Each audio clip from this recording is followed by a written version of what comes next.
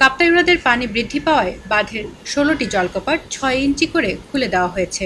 টানা বৃষ্টিতে কাপ্তাই হ্রদের পানির স্তর বিপদসীমায় পৌঁছে যাওয়ায় বাঁধের কপাটগুলো মঙ্গলবার মধ্যরাতে খুলে দেওয়া হয়। কাপ্তাই লেকের পানি ধারণ ক্ষমতা ১০৯ ফুট, যদিও বিপদসীমা ১০৮ ফুট ধরা হয়। মঙ্গলবার রাত ১২টায় পানির উচ্চতা ১০৮.৫ ফুটের বেশি হওয়ায় পানির উচ্চতা নিয়ন্ত্রণে বাঁধের ১৬টি জলকপাট খুলে দিয়েছেন কর্তৃপক্ষ। এদিকে থেমে থেমে ভারী বৃষ্টিপাত আর উজানের ঢলে কাপ্তাই হ্রদের পানির উচ্চতা বেড়েই চলেছে প্রতিনিয়ত। কাপ্তাই লেকের পানির লেভেল বেড়ে যাওয়ায় অর্থাৎ বিপদসীমার কাছাকাছি হয়।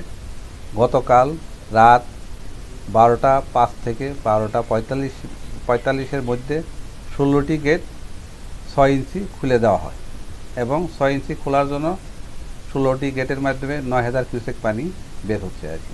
ভাটি এলাকায় তেমন কোনো প্রভাব পড়বে না।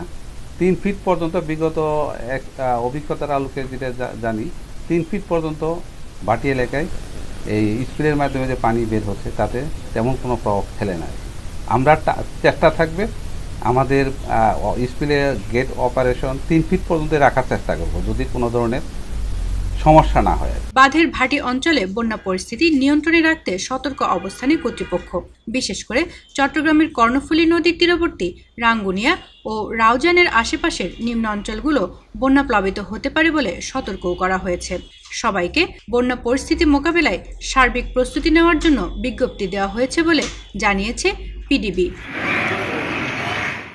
খবরের কাগজ, নিখাত, নির্ভীক, নিরপেক্ষ।